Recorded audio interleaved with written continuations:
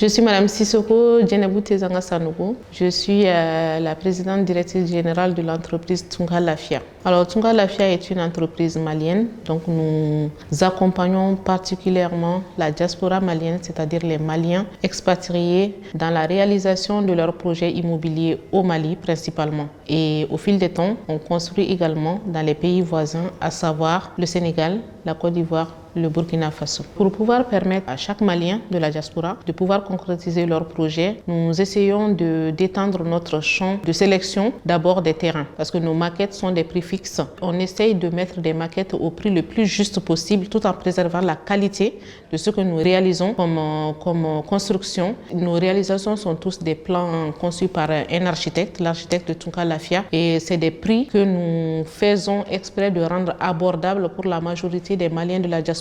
On propose plusieurs maquettes, donc un client peut choisir sa maquette selon ses revenus, selon son budget. À partir de 300 € de mensualité, on peut avoir accès à nos villas. Voilà, les premiers prix, c'est à partir de 350 € jusqu'à 750 € de mensualité. Voilà. Le moyen le plus simple que nous, on a trouvé, c'est d'abord la pédagogie. Parce que les gens, ils rencontrent des problèmes par méconnaissance des procédures à suivre. C'est-à-dire pour acheter un terrain, par quelle étape il faut passer. Pas prendre un terrain parce que juste j'ai un proche qui me propose un terrain. Même si c'est un proche qui vous propose un terrain, c'est de passer d'abord par un notaire qui va vérifier les documents des terrains, établir un acte d'achat entre vous en bonne et due forme si le client achète lui-même son terrain. S'il passe par nous, on a toutes les procédures juridiques mises en place pour pouvoir acquérir les parcelles dans de bonnes conditions et en respectant les procédures en règle dans les pays dans lesquels on achète des terrains, et en particulier le Mali. Je souhaiterais d'abord remercier le Club Efficience et la tenue de ce salon qui franchement est une belle réussite,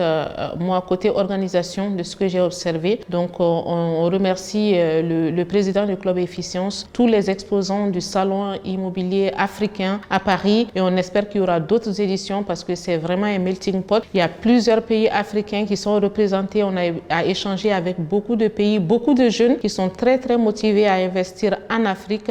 Donc on espère que c'est une expérience qui va se renouveler et on félicite tous les exposants, les responsables du salon. Puis bonne continuation à la SIAP et à l'ensemble des salons qui se tiennent pour valoriser l'immobilier en Afrique et dans le reste du monde.